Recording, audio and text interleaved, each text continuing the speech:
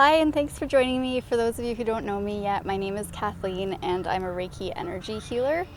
And I'm also an empath, which means that when I go into a crowded place with a lot of people, I really pick up on their emotions. I can even hear sometimes like what's happening with different people, and I can also start taking on their emotions. So it can feel very stressful to be in large groups of people in really busy areas. And there's been times where I've been driving through traffic and have picked up that there's someone suicidal in one of the cars around me. And so tapping into these energies can become very draining. What I used to do is if I would pick up on something like that, I would actually speak to that person on a subconscious level and speak to them in a way where I was using my energy to help heal them and protect them.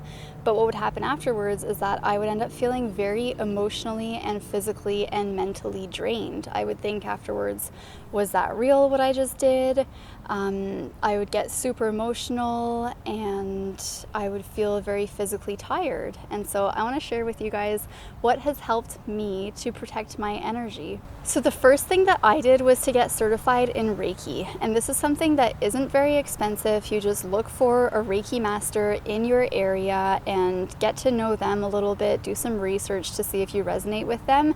And the reason why Reiki was so important to me is that now, if ever I'm using energy to help others, it's never my own. I'm acting as a vessel or as a channel, and I'm channeling this healing energy through me and into the other person. So after practicing Reiki on someone, I actually feel revitalized and I feel healed and very balanced and centered because I'm allowing this healing energy to go through me. So I never actually use my own energy, and that's the reason why I don't feel depleted anymore. The other thing I'll do is I'll put up, I visualize this bubble around me that acts as a barrier to encompass my own energy and keep me protected from the energy of others. So when I was in Vipassana, which is a 10-day silent meditation, I was around about 70 other women, and I knew going into it that there was going to be a lot of people processing a lot of emotions and memories and things like that. And I felt like,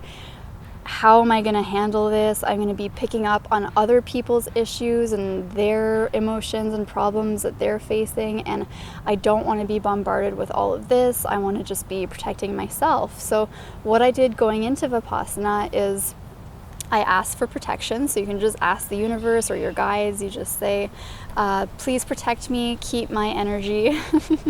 See, the trees will act as a barrier and they'll protect you. So something like, please protect me and keep my energy encompassed in my own space and keep me blocked from the energies of others. And on a physical sense, what I would do is we'd go eat meals as a group, but everyone would be in silence, and you obviously know different people are going through different things. What I would do is I would get to be first in line for my food, grab all the food from the buffet, and then I would go grab a chair and face it towards the window. So I wasn't even looking at anybody else whenever I would be eating. I was completely just looking outside at nature, and that really helped ground me. The trees are visiting again. That really helped ground me and stay centered in my own energy and not be aware of the other people's energies. And if ever there were times, I remember one day there was a girl who came and sat next to me, and she had such a low vibrational energy, and I could tell. And so I just distanced myself from her. I looked at the window, I changed the way that my chair was facing, and I just set up a blockade to block out her energy. So that's one way. If you know that you're going to go to a really crowded area and you want to protect your energy, just set up this invisible bubble around you. It doesn't have to be invisible either. You can picture the flower of life. If you've ever seen that sacred geometry symbol, picture that as these circles that are all encompassing you, and you're trapped in this beautiful and divine like multi-dimensional being that's just protecting your energy.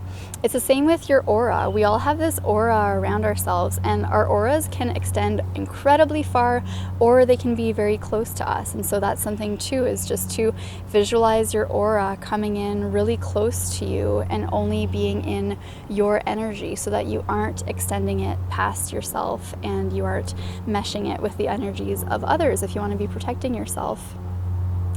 And sometimes we can live with people who might have a low vibrational energy, and being around them might really harm us emotionally. We might feel really down when we're around certain people. And if it's someone who lives with you, then do your best to just take some time to yourself.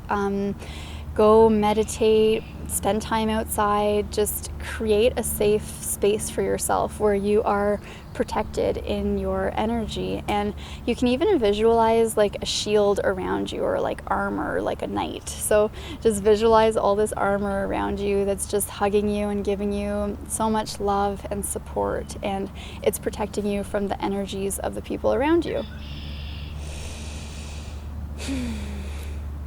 So in general, I find connecting with nature and breathing is always really beneficial.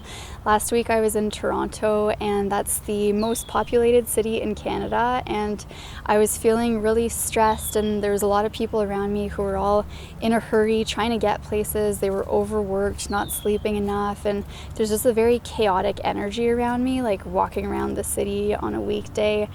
And I found a tiny plot of land that was grass with some flowers, and I just went and sat there and took my shoes off, put my bare feet on the grass, looked at the flowers, closed my eyes, and started breathing. And it just took a few deep breaths, getting centered in myself, putting my hands on the earth and feeling that supportive and healing energy of the earth, and just taking those deep breaths.